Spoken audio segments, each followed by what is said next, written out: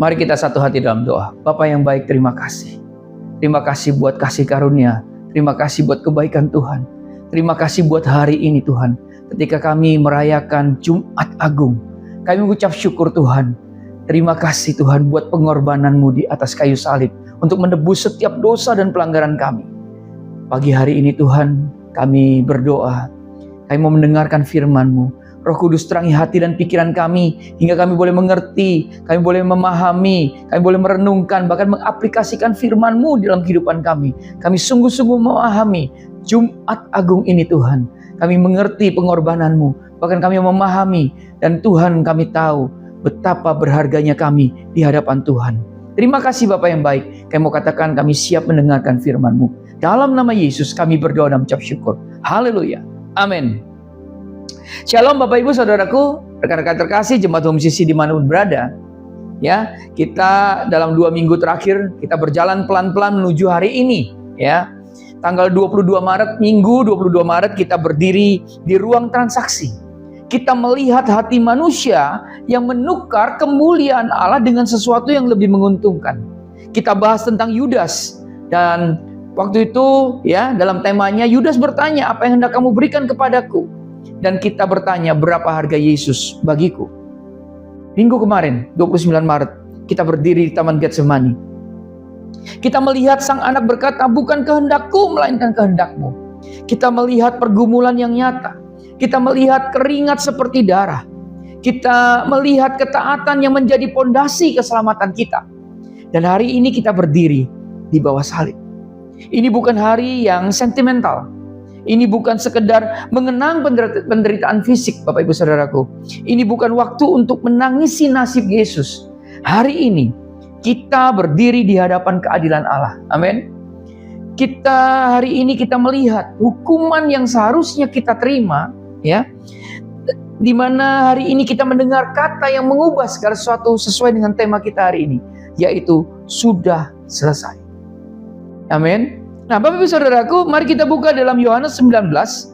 Yohanes 19 ayat 28 sampai dengan 30. Dalam perikop Yesus mati. Ya. Yohanes 19 ayat 28 sampai dengan 30. Ayat 28.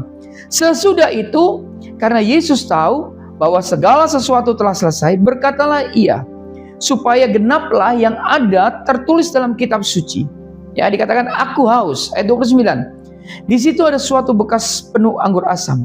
Maka mereka mencucukkan bunga karang yang telah dicelupkan dalam anggur asam pada sebatang hisop, lalu mengunjukkannya ke mulut Yesus. Ayat 30. Sesudah Yesus meminum anggur asam itu, berkatalah Ia, sudah selesai. Lalu Ia menundukkan kepalanya dan menyerahkan nyawanya. Nah, Bapak Ibu Saudaraku, ya, kita akan pelajari di dalam Yohanes 19 ayat 28 sampai dengan 30 ini. Yang kita akan pelajari ada 3 hal. Ya, yang pertama di dalam ayat yang ke-28a. Ya, Yohanes 19 ayat 28a. Firman Tuhan berkata tadi begini, karena Yesus tahu bahwa segala sesuatu telah selesai. Ya, Yesus tahu. Ini penting Bapak Ibu Saudaraku. Yesus tidak mati sebagai korban yang tidak mengerti. Ia atau Yesus tidak mati di dalam kebingungan. Yesus tidak mati karena kehabisan pilihan. Tapi Yesus tahu. Artinya apa? Artinya salib bukan kecelakaan sejarah. Bukan kegagalan misi. Bukan rencana darurat Tuhan ketika umat manusia ternyata lebih berdosa dari perkiraan. Bukan. Salib adalah rencana kekal. Amin. Nah, kita buka dalam Kisah Para Rasul 2 ayat 23. Berkata Yesus diserahkan menurut maksud dan rencana Allah. Bahkan dalam Wahyu 13 ayat 8 ya, berkata bahwa Yesus adalah anak domba yang telah disembelih sejak dunia dijadikan. Nah, Bapak Ibu Saudaraku, rekan-rekan terkasih, jemaat Home CC dimanapun berada, Yesus tahu. Yesus tahu apa yang sedang terjadi. Yesus tahu apa yang akan dicapai. Yesus tahu bahwa segala sesuatu telah sampai pada titik yang ditentukan di dalam kekekalan. Ya, kita simpan dulu nih, ya. Dalam Yohanes 19 ayat 28a. Kemudian kita pelajari adalah dalam Yohanes 19 ayat 28b. Yesus berkata, ya, aku haus. Ya, aku haus. Tapi sebelum kata aku haus ini dikatakan begini. Berkatalah ya, supaya genaplah yang ada tertulis dalam kitab suci. Supaya genaplah kitab suci. Yesus berkata, aku haus ini bukan sekadar permintaan air. Ini bukan sekadar penderitaan fisik yang wajar. Tapi ini yang namanya penggenapan. Amin. Bapak Ibu Saudaraku, Mazmur 69 ayat 22 katakan begini. Bernubuat begini. Bahkan mereka memberi aku makan racun. Dan waktu aku haus, mereka memberi aku minum anggur asam. Wow. Yesus sadar bahwa setiap detail, ya, setiap detail harus digenapi. Artinya apa? Di dalam karya kayu salib itu tidak ada yang kebetulan. Tidak ada yang terlewat. Sampai anggur asam itu, ya, Yesus mengawasi penggenapan nubuat dalam Mazmur 69 ayat 22. Ini menunjukkan apa? Yesus mati dengan kendali penuh, Bapak Ibu Saudaraku. Yesus bukan korban yang pasif. Yesus adalah imam besar yang mempersembahkan korban, yaitu dirinya sendiri, dengan sadar dan sengaja. Ini penting. Yang ketiga, dikatakan sudah selesai. Ayat 30a. Ya, dikatakan gini. Sesudah Yesus meminum anggur itu, berkatalah ia, sudah selesai.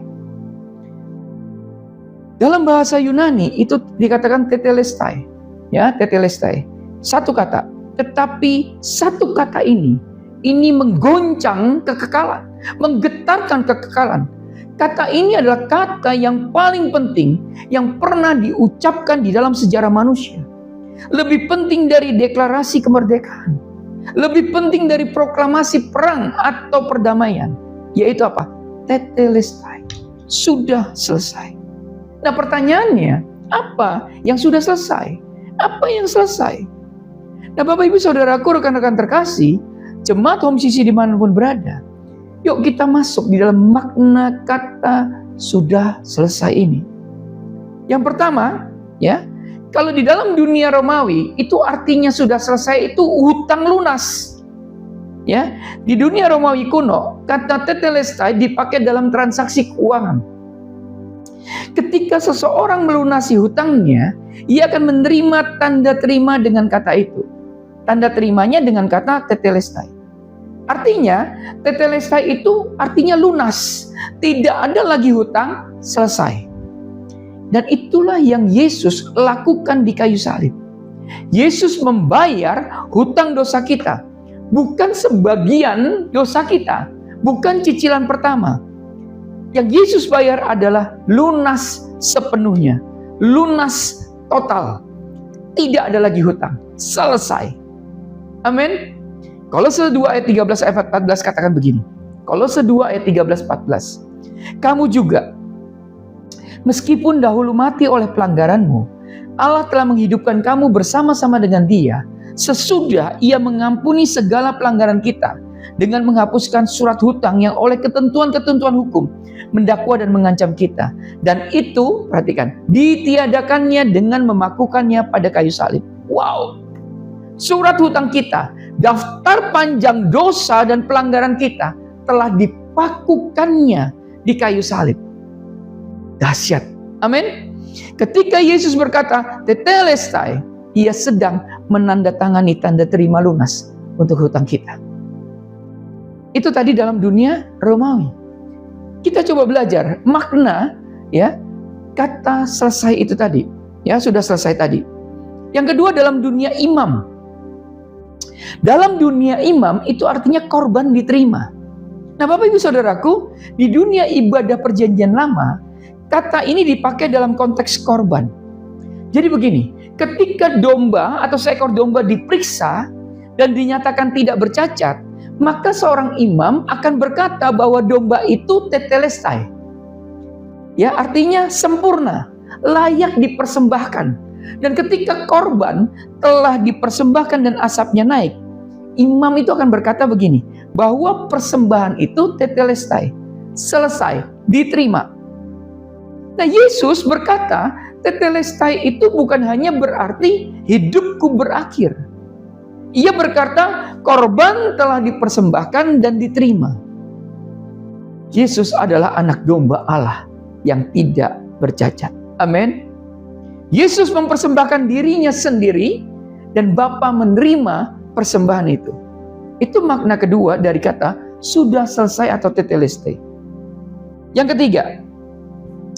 ketiga adalah yang selesai itu bukan penderitaan saja, Bapak Ibu Saudaraku.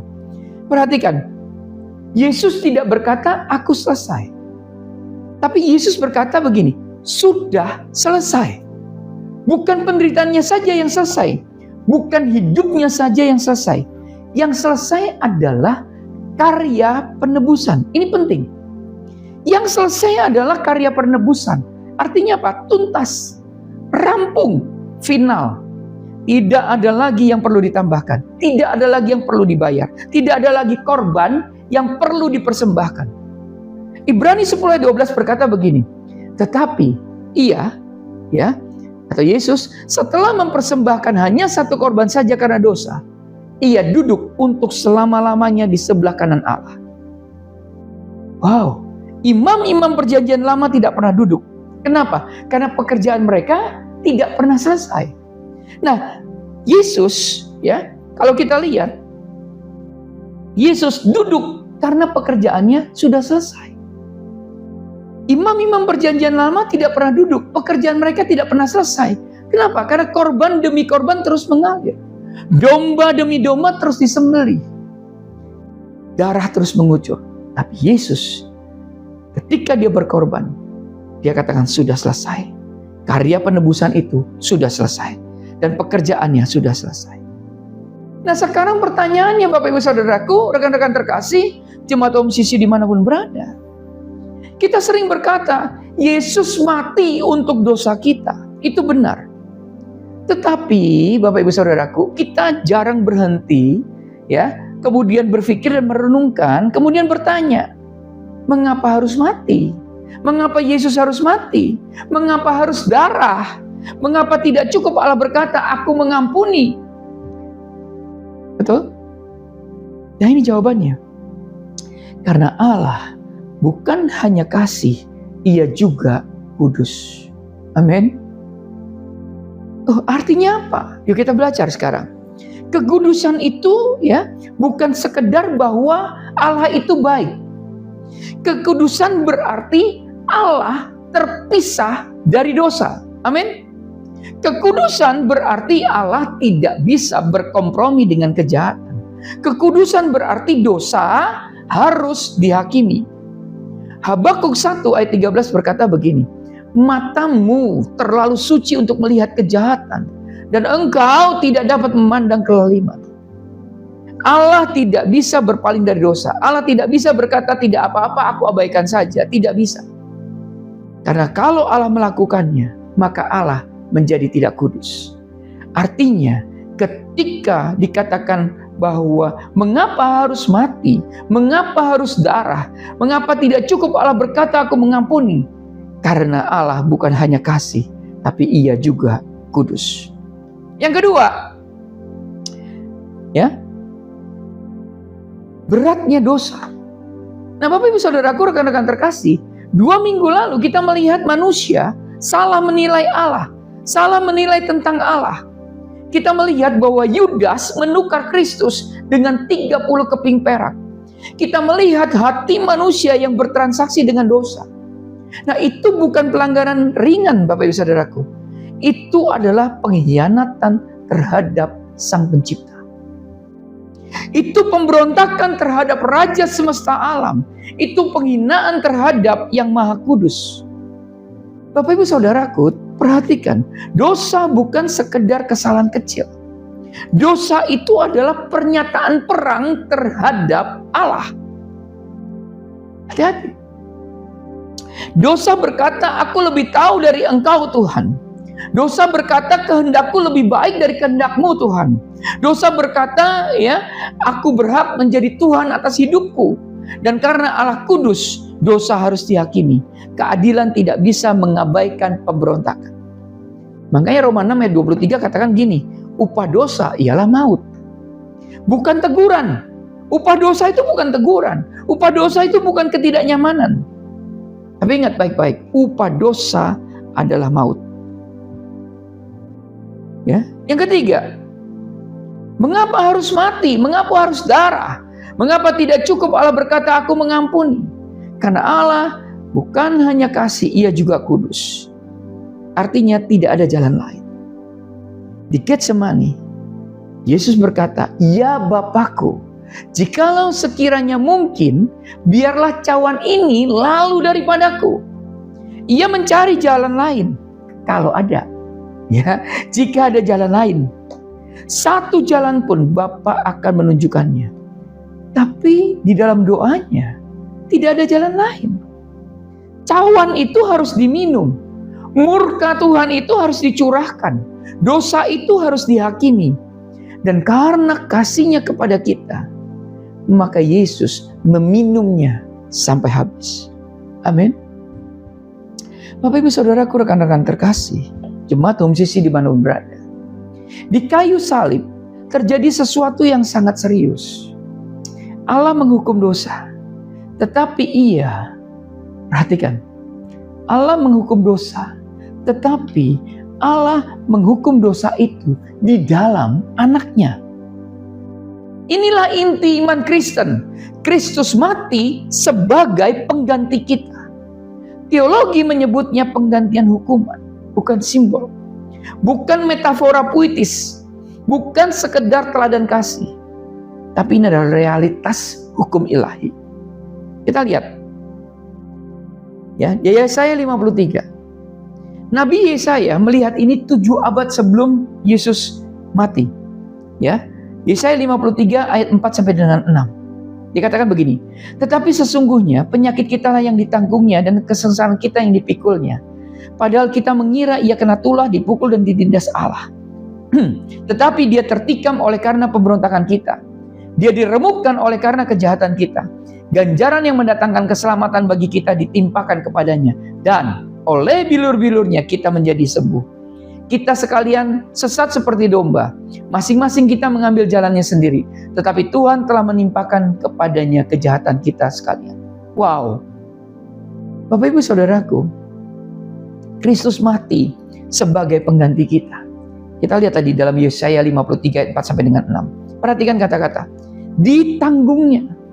Artinya bukan ditanggung kita loh dosa itu. Dipikulnya. Artinya bukan dipikul oleh kita loh dosa itu. Dikatakan tertikam oleh karena pemberontakan kita. Diremukkan oleh karena kejahatan kita. Ganjaran bagi kita yang seharusnya bagi kita ditimpakan kepadanya. Kejahatan kita ditimpakan kepadanya. Artinya apa? Ini bukan Yesus mati sebagai martir. Bukan. Ini bukan Yesus mati sebagai korban ketidakadilan. Ini bukan, Bapak Ibu Saudaraku. Ini adalah Yesus mati sebagai pengganti kita. Katakan amin. Yang kedua, kita lihat dalam 2 Korintus 5 ayat 21. Paulus merangkumnya dalam satu ayat yang luar biasa. Dia katakan begini dalam 2 Korintus 5 ayat 21. Dia yang tidak mengenal dosa telah dibuatnya menjadi dosa karena kita, supaya di dalam Dia kita dibenarkan oleh Allah. Wow. Coba kita renungkan. Ia tidak mengenal dosa. Artinya apa? Yesus itu sempurna, Yesus itu kudus, Yesus itu tidak bercacat. Firman Tuhan lanjutkan katakan, dibuat menjadi dosa. Loh, bukan diperlakukan seperti orang berdosa loh.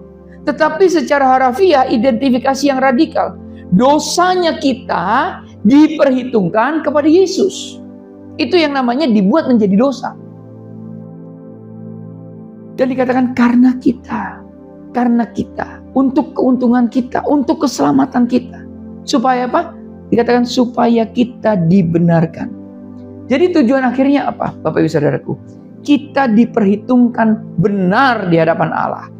Dan ini adalah pertukaran agung. Dan ini adalah pengganti. Yesus mati sebagai pengganti. Yesus mati sebagai pengganti kita. Amin. Bapak Ibu Saudaraku, rekan-rekan terkasih, jemaat Home Sisi dimanapun berada. Kita harus berbicara tentang sesuatu yang tidak nyaman. Ya, saya mau sampaikan tentang murka Allah. Banyak dari kita mungkin tidak suka kata ini. Kita lebih suka berpikir tentang Allah yang penuh kasih, betul? Kita lebih suka membayangkan Allah yang mengerti, peduli kelemahan kita, betul? Kita lebih suka percaya bahwa Allah tidak mungkin marah. Tetapi saya mau sampaikan begini, Alkitab tidak malu mengatakannya. Paulus tidak malu untuk mengatakannya. Yesus sendiri tidak malu mengatakannya. Kenapa? Karena murka bukan ledakan emosi. Artinya begini Bapak Ibu Saudara, murka Allah bukan seperti kemarahan manusia yang tidak terkendali. Murka Allah itu bukan seperti kemarahan manusia yang ledakan-ledakan emosi. Bukan amarah yang meledak-ledak. Perlu kita pahami, murka Allah adalah respon kudus terhadap kejahatan. Murka Allah adalah kekudusan yang bereaksi terhadap dosa. Murka adalah kebenaran yang berhadapan dengan ketidakbenaran. Dan saya mau sampaikan, murka itu nyata. Murka Allah itu nyata, bukan abstraksi teologis, ya, bukan konsep filosofis. Murka Allah itu nyata karena sebagai respon kudus terhadap kejahatan. Katakan amin. Nah, kalau kita lihat ya, minggu lalu di Getsemani disampaikan ada cawan murka. Yesus melihat cawan itu. Cawan murka Allah yang seharusnya diminum oleh dunia yang berdosa di Golgota, tapi Yesus meminumnya sampai habis. Setiap tetes murka yang seharusnya untuk kita, untuk dosa-dosa kita, untuk pemberontakan kita, untuk transaksi hati kita, semua dicurahkan, ya, semua dicurahkan ke atas Yesus. Jadi ketika Yesus berseru, Allahku, Allahku, mengapa engkau meninggalkan aku? Saya mau katakan itu bukan drama, bagi saudaraku. Ini realitas. Realitas keterpisahan relasional, hubungan. Realitas bahwa Yesus sedang menanggung hukuman. Realitas bahwa Bapa untuk pertama kalinya di dalam kekekalan berpaling dari anak karena anak sedang menanggung dosa dunia. Menarik dikatakan oleh J.I. Packer. J.I. Packer menulis begini, pada salib Yesus mengalami neraka secara substitusi. Neraka yang seharusnya kita alami. Jika ini tidak mengguncang kita, mungkin kita belum memahami seriusnya dosa, Bapak Ibu Saudaraku. Mungkin kita masih berpikir dosa hanya kesalahan kecil. Mungkin kita belum pernah cukup lama berdiri di bawah salib. Menarik sekali. Di salib itu terjadi pertukaran agung. The Great Exchange. Ya, artinya apa? Yang kita berikan di salib itu adalah dosa kita, pemberontakan kita, kejahatan kita, malunya kita, hukuman kita, kematian kita. Di atas salib itu yang kita berikan. Tapi di salib itu yang kita terima apa Bapak Ibu Saudaraku? Ketika kita kasih dosa kita, Yesus kasih kebenarannya. Ketika kita kasih kepemberontakan kita, Yesus ya memberikan ketaatannya. Ketika kita memberikan kejahatan kita, Yesus memberikan kesalehan kepada kita. Ketika kita ya menyerahkan malunya kita, Yesus Di atas kayu salib itu memberikan kemuliaannya bagi kita. Ketika kita menyerahkan, kita memberikan hukuman kita di atas salib itu. Di atas salib itu Yesus memberikan pengampunan kita kepada kita. Ketika kita di atas salib itu memberikan kematian kita, Kristus Yesus memberikan hidupnya. Amin. Inilah pertukaran agung. Inilah the great exchange. Ya, ini yang disebut imputasi. Ya, imputasi itu kata besar dengan makna yang luar biasa indah. Artinya apa? Memperhitungkan, membebankan, menempatkan ke rekening seseorang. Dosa kita diperhitungkan kepada Kristus. Kristus diperlakukan seolah-olah Yesus atau Kristus melakukan semua dosa yang kita lakukan. Wow. Kristus menanggung hukuman yang seharusnya untuk kita. Nah, kemudian kebenaran Kristus, perhatikan, diperhitungkan kepada kita. Kita diperlakukan seolah-olah kita melakukan semua ketaatan yang Yesus lakukan. Kita menerima upah yang seharusnya untuk Kristus. Wow, luar biasa ini Bapak Ibu Saudaraku. John Stott berkata begini, inti dari salib adalah pertukaran. Allah memperlakukan Kristus sebagai orang berdosa, meskipun Yesus tidak berdosa. Supaya Yesus bisa memperlakukan kita sebagai orang benar, meskipun kita tidak benar. Inilah pertukaran. Inilah pertukaran agung itu Bapak Ibu Saudaraku, rekan-rekan terkasih dan jemaat Home Sisi dimanapun berada.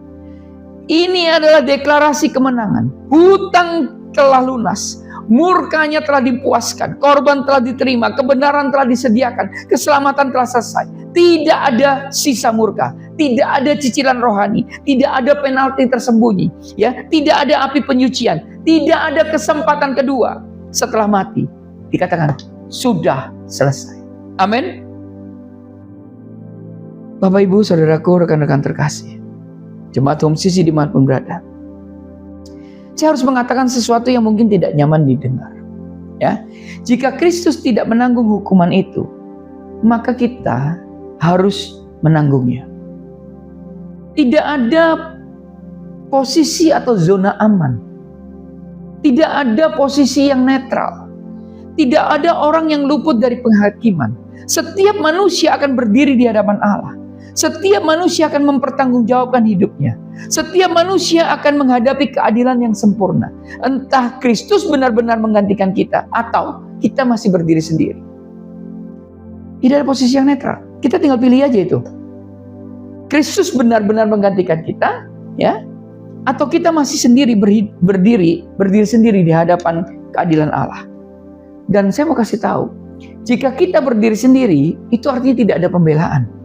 Tidak ada argumen, tidak ada cukup perbuatan baik, tidak ada amal yang bisa nutupi dosa, tidak ada ibadah yang bisa membayar hutang dosa, tidak ada pengakuan yang bisa menghapus kesalahan. Yang ada hanya penghakiman adil. Nah, Ibrani 9 ayat 27 berkatakan begini Bapak Ibu Saudaraku. Dan sama seperti manusia ditetapkan untuk mati hanya satu kali saja dan sesudah itu dihakimi. Itulah sebabnya salib itu bukan simbol lembut. Salib itu bukan perhiasan.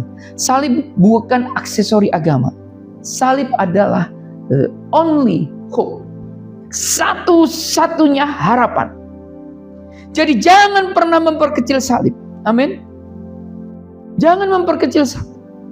Jangan memperkecil salib dengan usaha sendiri. Ya, jika kita masih mencoba membayar dosa dengan usaha kita, dengan ibadah minggu pagi, dengan persembahan, dengan pelayanan, dengan perbuatan baik, saya mau katakan kita sedang menghina kata sudah selesai. Karena tetelestai berarti tidak ada lagi yang bisa dipersembahkan. Jika Yesus sudah bayar lunas, maka tidak ada cicilan tambahan. Jika Yesus sudah menyelesaikan pekerjaan, maka tidak ada kerja sambilan.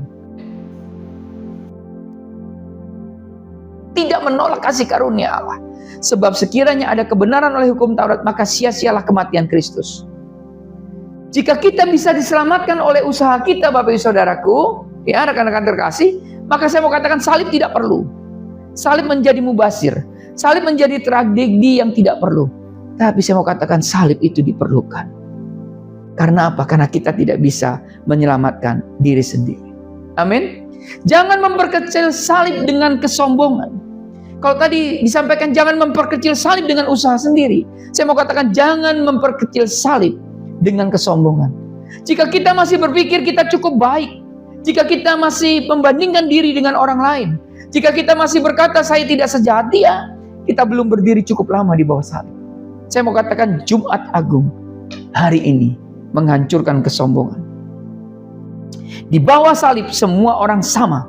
Sama-sama berdosa, sama-sama layak dihukum, sama-sama butuh pengganti. Tidak ada ruang transaksi, tidak ada ruang untuk aku bisa sendiri, tidak ada ruang untuk aku cukup baik. Artinya apa? Hanya satu pengakuan. Yesus Kristus menggantikan aku. Bukan karena aku baik, bukan karena aku pantas, bukan karena aku berusaha, tetapi karena Yesus mengasihi aku. Katakan amin. Bapak, Ibu, Saudaraku, rekan-rekan terkasih, jemaat Homsisi dimanapun berada, kita hampir selesai. Ya, kita hampir selesai. Tapi saya harus menahan kita sejenak untuk kita merenungkan. Jumat Agung itu belum berakhir.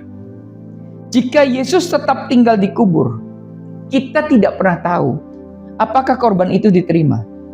Jika Yesus tetap mati, kita tidak tahu apakah pembayaran itu sah.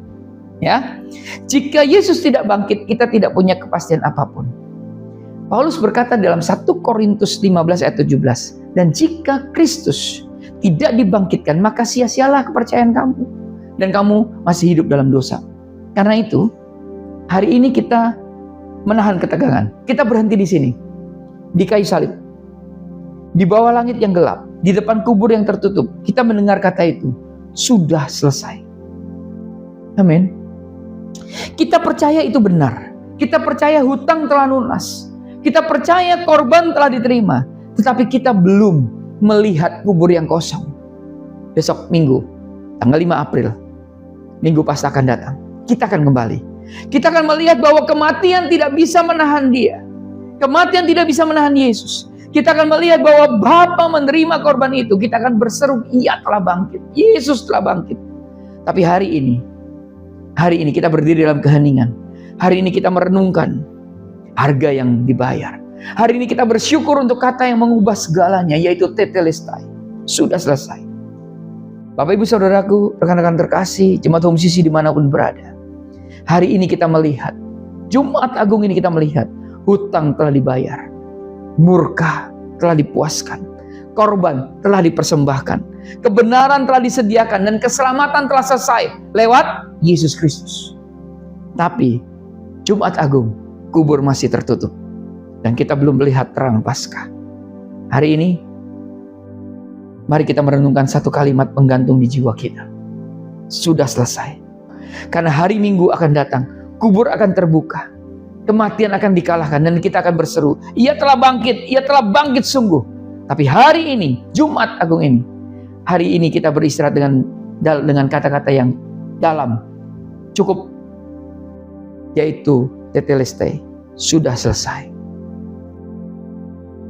Bapak, Ibu, Saudaraku, mari kita renungkan bahwa hutang itu lunas. Ambil waktu untuk merenungkan surat hutang kita, dosa-dosa masa lalu, kegagalan, penyesalan. Sadari bahwa semuanya telah dipakukan di kayu salib. Tidak ada lagi yang perlu dibayar. Mari kita bertanya dari diri kita sendiri, apakah saya masih mencoba untuk membayar? Apakah ada area di dalam hidup kita di mana kita masih berpikir bahwa usaha kita bisa membuat kita lebih diterima Tuhan? Ibadah kita kah, pelayanan kita kah, perbuatan baikkah?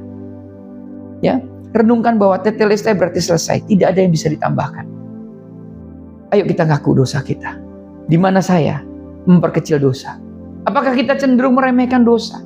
Membandingkan diri dengan orang lain, berpikir bahwa oh, saya tidak seburuk orang itu. Berdiri di bawah salib dan lihat, ya, dosa kita di dalam terang pengorbanan Kristus. Kita renungkan pertukaran agung. Buatlah daftar apa yang kita berikan kepada Kristus. Apakah dosa kita, malu kita, hukuman kita, penyakit kita, dan apa yang kita terima dari Kristus. Itu kebenaran, pengampunan, kesembuhan, hidup. Bersyukurlah untuk setiap list yang Bapak Ibu nanti ya, list di daftar itu. Dan yang terakhir, menuju Paskah. Bagaimana kita menghabiskan waktu antara Jumat Agung dan Paskah. Di dalam keheningan, di dalam penantian, di dalam doa.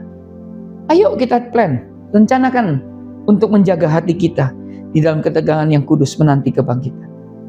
Selamat merenungkan pengorbanan Kristus. Kita akan ketemu dalam terang Paskah 5 April ya. Mari kita berdoa. Mari kita tundukkan kepala. Tuhan Yesus Kristus, kami berdiri di bawah salib-Mu. Kami melihat dosa kami di sana. Dosa-dosa yang kami ingat, dosa-dosa yang kami lupakan, dosa-dosa yang kami sembunyikan, dosa-dosa yang kami banggakan. Semua ada di sana, semua ditimpakan kepadamu Yesus. Semua Engkau tanggung. Kami melihat hukuman yang seharusnya kami terima. Kami melihat murka yang seharusnya kami alami. Kami melihat pemisahan yang seharusnya kami rasakan. Dan Tuhan, ketika kami berdiri di bawah salib-Mu, kami sadar bahwa Engkau menanggungnya untuk kami. Terima kasih karena Engkau tidak mundur Tuhan Yesus. Terima kasih karena Engkau tidak bernegosiasi. Terima kasih karena Engkau meminum cawan itu sampai habis. Terima kasih karena Engkau berkata bukan kehendak-Ku melainkan kehendak-Mu. Terima kasih karena Engkau berkata sudah selesai. Ampuni kami ya Bapa. Ampuni kami karena kami sering memperkecil dosa. Ampuni kami karena kami sering memerlukan salib sebagai simbol biasa. Ampuni kami karena kami masih mencoba membayar hutang dengan usaha sendiri. Ampuni kami karena sombong. Karena kami sombong menganggap diri cukup baik dibandingkan orang lain. Biar hari ini Tuhan Yesus, Jumat Agung ini, biar salib menghancurkan kesombongan kami. Biar salib membentuk kerendahan hati kami. Biar salib mengajarkan kami arti kasih. Biar salib memampukan kami mengasihi seperti Engkau mengasihi. Kami percaya kata-Mu sudah selesai. Kami percaya hutang kami lunas. Kami percaya Engkau cukup. Dan kami menantikan hari Minggu Paskah itu. Saat kami melihat bahwa kematian tidak bisa mengalahkan-Mu. Dan kami berseru, Ia hidup. Yesus hidup. Sementara hari ini, biar hati kami diam. Biar jiwa kami merenung. Biar hidup kami bersyukur. Terima kasih Tuhan Yesus.